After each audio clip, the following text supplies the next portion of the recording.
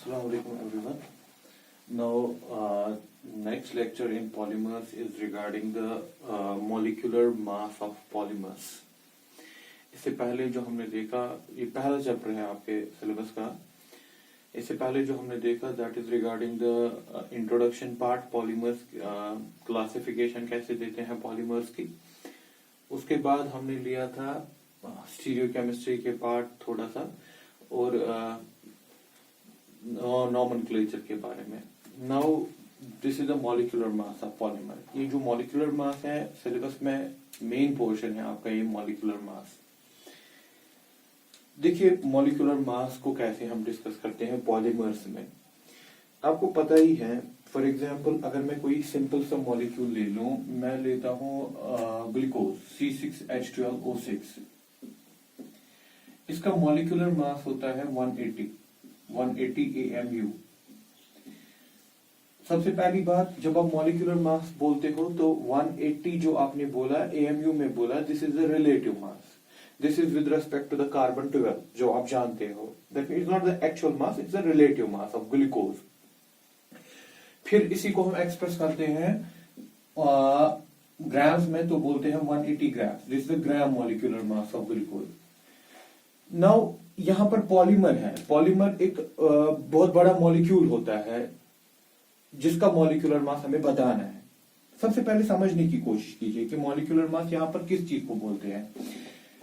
Simple molecule में बोलना तो बहुत आसान है, लेकिन यहां पर थोड़ा सा डिफिकल्ट चीज है इसको. फॉर एग्जाम्पल अगर आपने पॉलीमर बनाया, आप जानते हो कि पॉलीमर में एक बहुत बड़ी चेन होती है. दैट इज फॉर एग्जाम्पल, देखिए मैं एक सोल्यूशन ले रहा हूं यहां पर पॉलीमर का, सोल्यूशन ऑफ पॉलीमर. जब आप बोलते हो ना solution of polymer, so there are so many chains. ठीक, पॉलीमर जो बनता है चेन्स में बनता है. इसमें बहुत सारी चेन्स होती हैं. जो एक चेन होती है, ये जो एक चेन होती है इसमें, इस एक चेन को आप बोलते हो मैक्रोमोलिक्यूल. देखिए मैं यहां पर डिस्टिंग्विश कर रहा हूं, मैक्रोमोलिक्यूल किसको कहते हैं और पॉलीमर किसको कहते हैं. पहले लेक्चर्स में हमने सेम कहा, मैक्रोमोलिक्यूल पॉलीमर सेम थिंग, लेकिन थोड़ा सा डिस्टिंग्विश है इनमें. मैक्रोमोलिक्यूल आपने सोल्यूशन ऑफ पॉलीमर लिया जिसमें बहुत सारी चेन्स हैं पॉलीमर की. एक चेन को आपने कहा मैक्रोमोलिक्यूल. ये एक बहुत बड़ा मॉलिक्यूल है. ऐसे ही अगर आप कह रहे हो पॉलीमर, पॉलीमर क्या होता है जिसमें ऐसी ही बहुत सारी चेन्स हैं. That mean polymer is actually composed of macromolecules.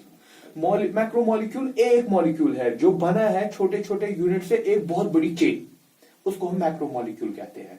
फिर ऐसे ही बहुत सारे मैक्रोमोलिक्यूल जो होते हैं, इन सबको एक साथ हम कहते हैं इट्स अ पॉलीमर. अब अगर हमें बताना है कि पॉलीमर का मॉलिक्यूलर मास क्या है, then we have to go for this. That means actually आपको इस मैक्रोमोलिक्यूल का मॉलिक्यूलर मास बताना है. तो एक मॉलिक्यूल का molecular mass simple like that of glucose, कि आपने सोल्यूशन लिया ग्लूकोज का जिसमें ग्लूकोज है, इसमें बहुत सारे ग्लूकोज मॉलिक्यूल्स हैं. जब आपको कोई बताता है कि आप इसका मॉलिक्यूलर मास बताते हो, दैट मीन्स आप क्या बताते हो, इस मॉलिक्यूल का मास है 180 AMU. दैट मीन्स इस मॉलिक्यूल का मास है 180 with respect to that of the carbon 12. अब अगर आपको पॉलीमर में मॉलिक्यूलर मास बताना है तो आप किसका बताते हो, आप बताओगे इस चेन का लेट इट बी, इस चेन का मॉलिक्यूलर मास है 2000 AMU. दैट मीन इसका मास, इस चेन का मास जो है ना, that is 2000 times that of the carbon 12. ठीक है, तो ये है मॉलिक्यूलर मास. यहां पर एक चेन का मास जो बनता है ना, that we call the molecular mass. Now ये तो हो गया कि मॉलिक्यूलर मास किस चीज का, मैक्रोमोलिक्यूल का. मैक्रोमोलिक्यूल किसको कहते हैं वो मैंने आपको बता दिया है. चलिए देखिए, अब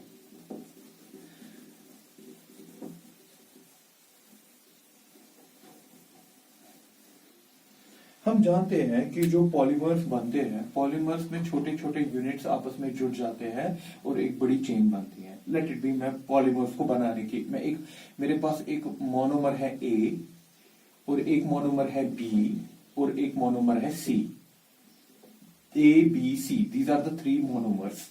This is monomer, छोटा unit. This is first monomer, second monomer, third monomer. ठीक है, मुझे इनको मिला के बनाना है पॉलीमर।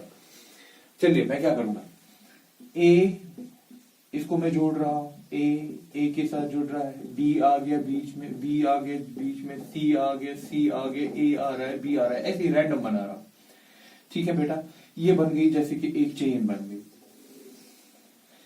नाउ दूसरी चेन, क्योंकि इसमें पॉलीमर में बहुत सारी चेन्स होती है, ए बी ए बी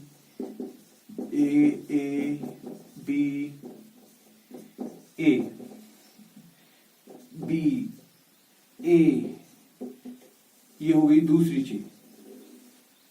ठीक, ए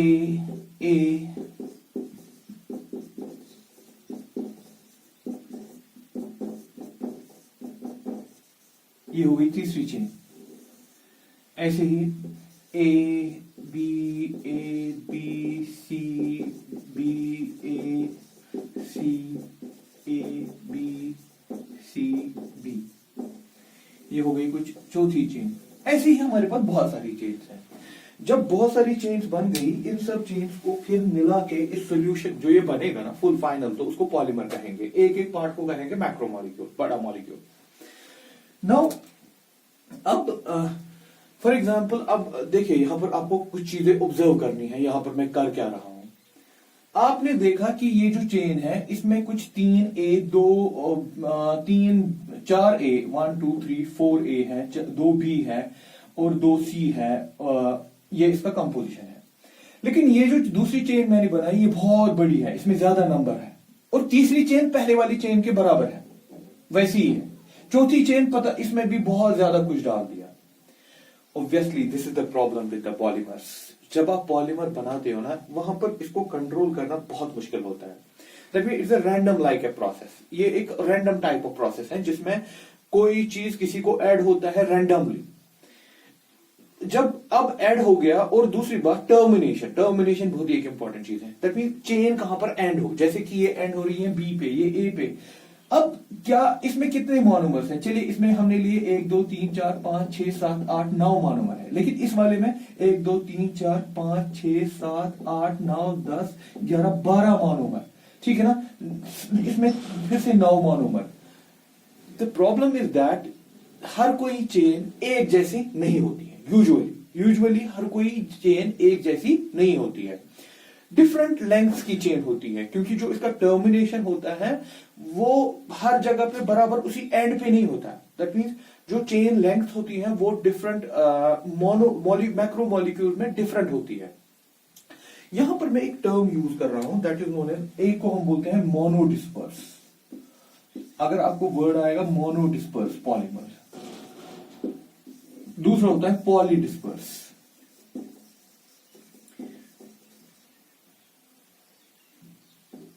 पॉलीडिस्पर्स, ठीक है। अगर ऐसा हुआ, या आप आइडियल सिचुएशन माने जिसमें हर कोई चेन एक ही लेंथ की है, जिसमें all the chains are of the same length, then it is monodisperse. If chains are of different lengths, then it is a polydisperse. That means अगर आपका पॉलीमर है जिसमें हर कोई चेन एक ही लेंथ की है, although possible मुश्किल है, आइडियल सिचुएशंस में आप मान सकते हो ऐसा होगा। All the chains are of equal length. All the chains are of equal length. अगर ये सब बराबर लेंथ्स की हो गई, आइडियल सिचुएशंस है, दैट इज मोनोडिस्पर्स। और अगर all the chains are of different lengths, different length मतलब हो गया कि उसमें ज्यादा मोनोमर्स हैं, कम मोनोमर्स हैं, chains are of different length, then it is a polydisperse. एक हो गया मोनोडिस्पर्स, दूसरा हो गया पॉलीडिस्पर्स। ये होता है कि जिसको हम डिस्पर्सिटी बोलते हैं। तो अब आगे जो मैं यूज करूंगा ना वर्ड्स इन, अगर एक पॉलीमर ऐसा है जिसमें सेम लेंथ सबकी सब चेन्स की बराबर है, तो हम उसको कहेंगे मोनोडिस्पर्स। अगर डिफरेंट है तो हम उसको कहेंगे पॉलीडिस्पर्स। यूजुअली जो होता है ना वो पॉलीडिस्पर्स ही होता है, मोनोडिस्पर्स होना मुश्किल है। चलिए इस पे मैं आपको एक डिस्पर्सिटी और ऑल दिस नोन एज डिस्पर्सिटी एक ग्राफ समझाने की कोशिश करता हूं। वी प्लॉट ए ग्राफ, हम एक ग्राफ प्लॉट करेंगे between the molecular mass. We plot a graph molecular mass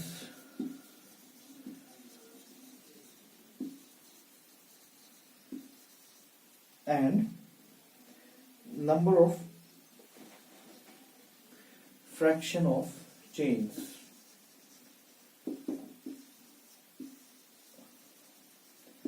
अब सीधी सी बात है, सबसे पहले मैंने आपको बताया कि मॉलिक्यूलर मास किसका होता है, चेन का होता है।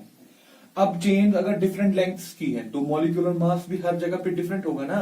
दैट मीन एक ही पॉलीमर, उसमें जो चेन्स हैं, हर किसी चेन की लेंथ अगर डिफरेंट है तो ऑब्वियसली मास भी डिफरेंट होगा। मास कैसे बनेगा, मास बनेगा ना मोनोमर से, ठीक है ना। जब डिफरेंट बहुत सारे मोनोमर किसी में जुड़े हैं तो उसका मास ऑब्वियसली ज्यादा होगा, अगर कम मोनोमर जुड़े हैं तो उसका मास कम होगा। तो हम क्या करते हैं, दैट मीन जो आपके पास लीजिए, ये आपके पास एक पॉलीमर सोल्यूशन है जिसमें 4 चेन्स हैं। ऑब्वियसली जब 4 चेन्स हैं तो 4 चेन्स डिफरेंट लेंथ्स की हैं तो उनका मॉलिक्यूलर मास भी डिफरेंट डिफरेंट होगा हर किसी चेन का। हम क्या कर रहे हैं, फ्रैक्शन ऑफ चेन्स को प्लॉट कर रहे हैं with respect to molecular mass. अगर हम फॉर एग्जाम्पल माने कि ये सारी चेन्स, फॉर एग्जाम्पल अगर हम माने ये सारी चेन्स, इन सब चेन्स का मॉलिक्यूलर मास एक ही है, ठीक है, इन सब चेन्स का मॉलिक्यूलर मास एक ही है, तो प्लॉट कैसा आता, तो प्लॉट आता कि ये लीजिए, ये इन सब का मॉलिक्यूलर मास ये है, ठीक है ना। This is the ideal condition जिसको आप मोनो डिस्पर्स कहते हो। This is ideal condition, usually ऐसा होता नहीं है। अगर सबका एक ही मॉलिक्यूलर मास था, मॉलिक्यूलर मास चेंज नहीं किया मैं सिर्फ इस एक्सिस को चेंज कर रहा हूं, तो दैट मीन इसका दिखाने का मतलब होगी कि सबका मॉलिक्यूलर मास एक जैसा है। ऐसा होना बहुत ही मुश्किल है। यूजुअली आप देखेंगे आपके जो पॉलीमर्स होंगे ना, इसमें 2 टाइप्स ऑफ कर्व दिखाएंगे, या तो ये ऐसे होगा, ये ऐसे होगा। दिस इज नोन एज, ये जो कर्व मैं दिखा रहा हूं, this is known as polymer with narrow MMD। Polymer with narrow MMD, that means वो पॉलीमर जिनका molecular mass, that mean polymers narrow MMD का मतलब, MMD का मतलब हो गया molecular mass distribution. That means इसमें पॉलीडिस्पर्सिटी है, पॉलीडिस्पर्सिटी है, दैट मीन एक ही लेंथ की चेन्स नहीं है, लेकिन ज्यादा भी फर्क नहीं है। क्या मतलब, फॉर एग्जाम्पल ये चेन है, इसमें 9 है, इसमें 10 है, इसमें फिर से 9 है, इसमें 8 होंगे, दूसरी चेन होगी उसमें 11 है। दैट मीन आप देखिए ये कुछ चेन जो हो रहा है ना, चेन जो डिफरेंट लेंथ्स की आ रही है, थोड़ी सी फर्क है, किसी में 9 है, किसी में 10 है, किसी में 11 है, किसी में 12 है, तो ज्यादा डिफरेंस नहीं है। तो इसका जो कर्व आ गया ना, वो आएगा that mean narrow type curve आएगा इसमें। This is polymer narrow MMD। Real situation में मोनो डिस्पर्स अचीव करना बहुत ही मुश्किल होता है, लेकिन अगर आप बहुत ही कंट्रोल से करेंगे तो कंट्रोल से आप ये एक चीज पाएंगे कि आपकी जो मॉलिक्यूलर मास डिस्ट्रीब्यूशन होगी ना, वो ज्यादा ब्रॉड नहीं होगी, ठीक है। ब्रॉड ना होने का मतलब कि जो चेन लेंथ्स है, चेन लेंथ्स तो डिफरेंट है, लेकिन उतनी भी ज्यादा फर्क उनमें है नहीं। लेकिन अब और एक दूसरा कर्व है आपके पास, अगर ऐसे आ गया,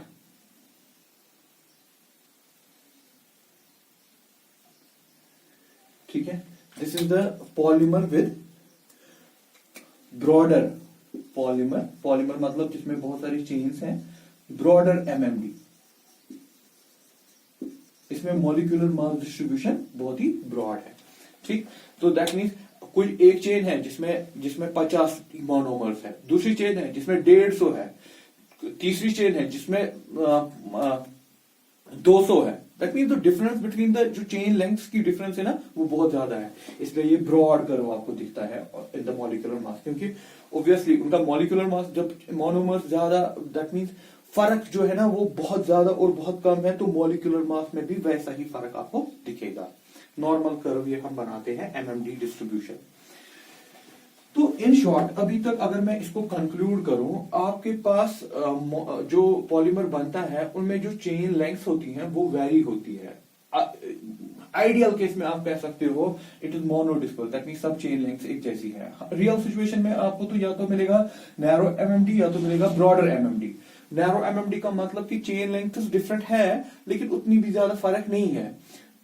ब्रॉडर एमएमडी में दैट मीन चेन लेंथ बहुत ज्यादा डिफरेंस है उनमें, ऑब्वियसली उनके मॉलिक्यूलर मास में भी फर्क पड़ेगा, क्योंकि अल्टीमेटली जो एक मॉलिक्यूलर मैक्रो मॉलिक्यूल बनता है ना, ये एक चेन जो बनती है ना, इसका मॉलिक्यूलर मास किसकी वजह से आएगा? इनकी वजह से आएगा ना। अगर ये नंबर ज्यादा है तो मैक्रो मॉलिक्यूलर मास ज्यादा होगा, अगर ये नंबर कम है तो मॉलिक्यूलर मास कम होगा। देखिए अब प्रॉब्लम क्या है? प्रॉब्लम ये है कि ये जो चेन लेंथ डिफरेंट हो जाती है ना, ये चेन लेंथ डिफरेंट होने की वजह से आप अगर आपको कहेगा कोई मॉलिक्यूलर मास क्या है पॉलीमर का, हर किसी चेन का मॉलिक्यूलर मास अलग अलग होगा अगर पॉलीडिस्पर्सिटी है, और होगा वही। तो वहां पर आप क्या करोगे? तो आपको यहां पर डिफरेंट तरीके से मॉलिक्यूलर मास लेना पड़ता है। Types of molecular mass.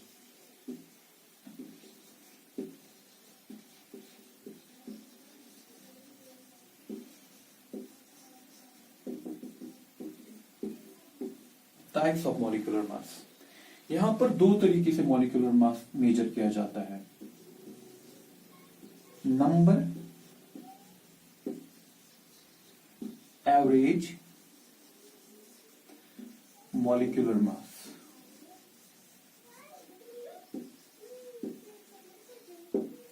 We have to take two types of molecular masses here.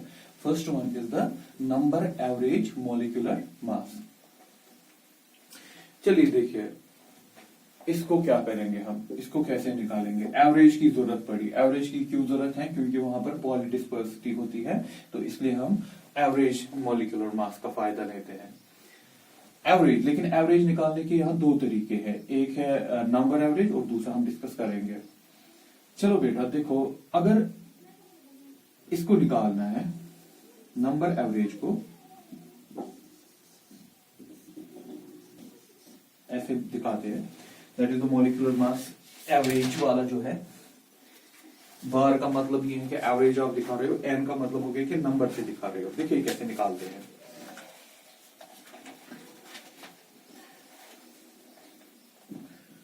Total weight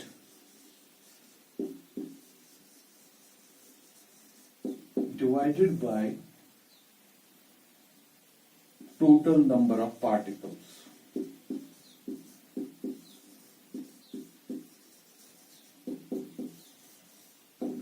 Total weight divided by total number of particles. ऐसे आप निकालेंगे नंबर एवरेज। टोटल वेट, सारे polymer का weight divide कर दीजिए कि इसमें number of particles कितने हैं, तो वहां से आपको मिलेगा नंबर एवरेज। अब नंबर से डिवाइड कर रहे हो इसलिए हम नंबर एवरेज इसको कहते हैं। चलिए मैं यहां पर आपको थोड़ा सा समझा देता हूं फिर से। हमारे पास चेन बनी ए बी, जो मैं इससे पहले बना चुका था, फिर से बनाएंगे। ये एक चेन है, दूसरी चेन,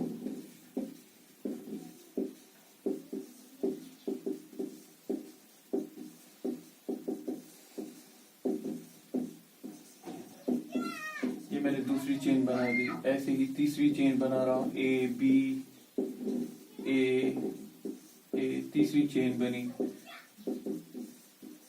ठीक है, जैसे दिख रहा है कि पॉलीडिस्पर्सिटी है इसमें।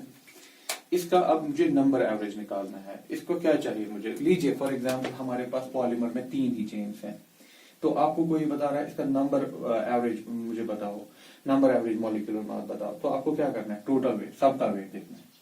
सबका वेट कैसे बनाएंगे हम? देखिए मैं क्या लिख रहा हूं, N1 M1 plus N2 M2 plus so on, फिर अगर होगा और N3 M3। फिलहाल मैं इसके लिए बना रहा हूं तो मैं 2 पे ही रुक गया।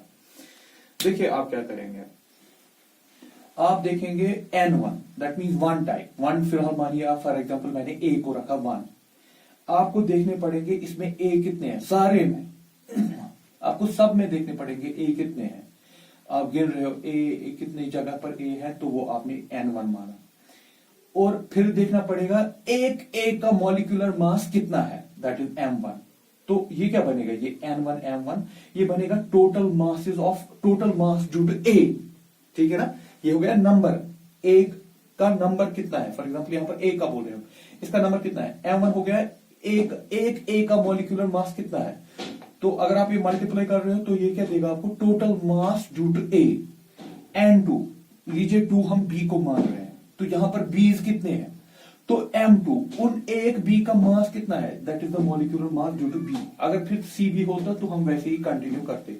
तो इसकी वजह से जब आप ये कंटिन्यूअसली ऐड करोगे तो आपको बनेगा total mass due to A, या sorry total mass due to of the polymer divided by, अब जब डिवाइड करेंगे, अब क्या कर रहा है divide, total number of particles, इसमें पार्टिकल्स कितने हैं, n1 है, n2 है, नंबर ऑफ पार्टिकल्स 2, फिर सो ऑन, अगर और भी होंगे C भी होगा तो वो भी आप जोड़ देंगे। तो इस तरीके से आप average molecular mass due to the number calculate करते हैं। इसको मैं फाइनलाइज करूं यहां पर एक इक्वेशन में, तो आप इसको लिखते हो n1 m1 divided by summation of i करेंगे, ठीक है ना, आई रखेंगे। हाँ बेटा, ये इसमें नोट करना कि ये n1 स्मॉल n1 n2 क्या दिखाता है, these are the number.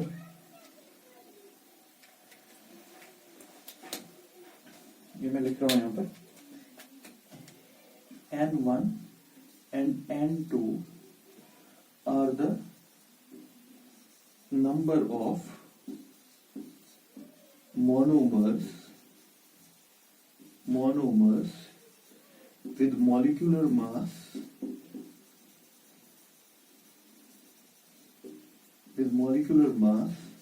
m1 m2 and so on।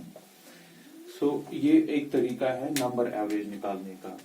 दूसरा तरीका देखिए, अब ये तरीका आपने एवरेज का निकाला, अब जो इससे मॉलिक्यूलर मास निकलेगा, जो भी इसका निकलेगा, that is the average. That means आप कह रहे हो कि एवरेज में एक चेन का मास इतना है, रेस्ट यू नो के एवरेज एक्चुअल नहीं होता। नाउ इस मेथड में प्रॉब्लम क्या है, इस मेथड में ये प्रॉब्लम है, इसमें आपने इस मेथड में तरजीह दी, दैट मींस आपने प्रेफरेंस दी नंबर को।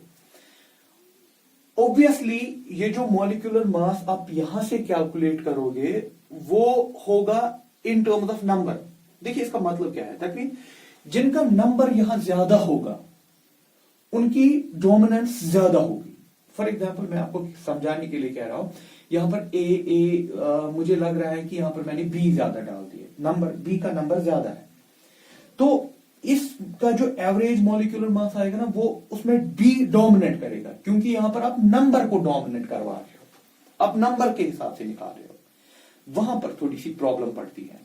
प्रॉब्लम क्या पड़ती है, let it be, for example मैं आपको कह रहा हूं कि यहां पर ए कम है, लेकिन ए का जो अपना इंडिविजुअल मॉलिक्यूलर मास है ना वो बहुत ज्यादा है। जो ए का अपना इंडिविजुअल मॉलिक्यूलर मास है वो बहुत ज्यादा है। आपने तरजीह किसको दी, इसमें आपने प्रेफरेंस किसको दी, आपने प्रेफरेंस दी नंबर को। दैट मीन जिसका नंबर इन चेन्स में ज्यादा होगा उसी के हिसाब से मॉलिक्यूलर मास आएगा, ठीक है ना। लेकिन ये तो प्रॉब्लम हो गई ना कि अगर फॉर एग्जांपल ए का नंबर कम है लेकिन ए बहुत हेवी है, ए का इंडिविजुअल मॉलिक्यूलर मास बहुत ज्यादा है, आपने तो उसको तवज्जो नहीं दी, आपने सिर्फ नंबर को तवज्जो दे डाली, तो इसलिए हमें दूसरा मॉलिक्यूलर मास भी इसमें देखना पड़ता है। दिस इज ओके, लेकिन आपको दूसरे तरीके का मॉलिक्यूलर मास देखना पड़ेगा, that is known as weight average molecular mass. Weight average molecular mass, weight average molecular mass. देखिए वेट एवरेज मॉलिक्यूलर मास हमें कैसे कैलकुलेट करना है। This is the second type of molecular mass जो हम निकालते हैं, जिसमें प्रेफरेंस किसको मिलेगी, वेट को मिलेगी। This is the weight average molecular mass, second type. इसको हम लिखते हैं एम डब्ल्यू।